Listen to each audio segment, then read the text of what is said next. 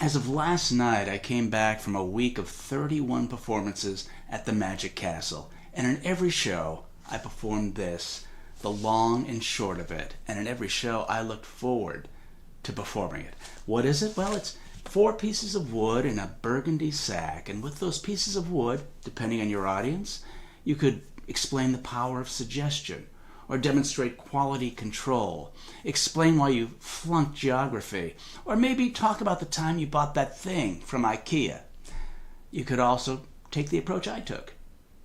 Well, a lot of you came here to see magic tricks, I understand that. And many of you came here to hear a discussion of classical architecture.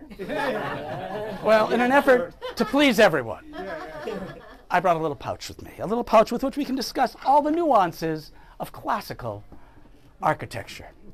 It's all in there. That's where it will happen. Ever go to Old England, Greece, Rome? All those cities look beautiful. The reason is they were designed with classic forms, standardized shapes. Let me show you what I mean. This is called the standard arch. That is the short arch. There's also a long arch. There's the short and the long. It's hard to see the size differential, but if you double it up, it becomes more pronounced. The short and the long. Short and long. They're color-coded for ease. Now that you understand the short and the long, you get the idea? Let's talk about the short. The short arch is an interesting one because we're making windows or doors. Oh, you thought this was the...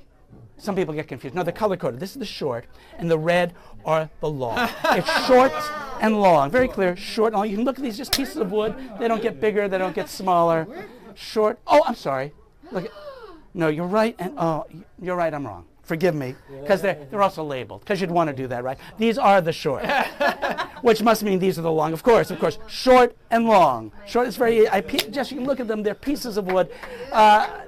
Thank you. There are variations you can do along the way, which makes it really useful in architecture. You could have a short long, a different sort of arch. It'll always match another short long, of course. A short long matches a short long. Or you can make it a long short. A long short will always match another long short. Of course, they have to. Where it gets interesting is if you take the long short and you make that a short long. That, of course, will be shorter than a long short for obvious reasons. Now, it gets interesting, though, if you take that, take the long short, make that a short long, make the short long a long short, that'll have to be longer than the short long, even though it was a long short just a moment ago.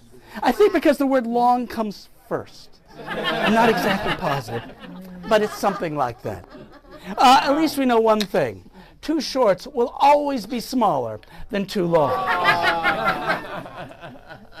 It does get a little muddy. I admit that, especially when you realize each one is exactly the same size. That, folks, is the long and the short of it. Yes, we learn, we grow, we change. Well done. It was educational as well. Yeah, too much. What is it we do?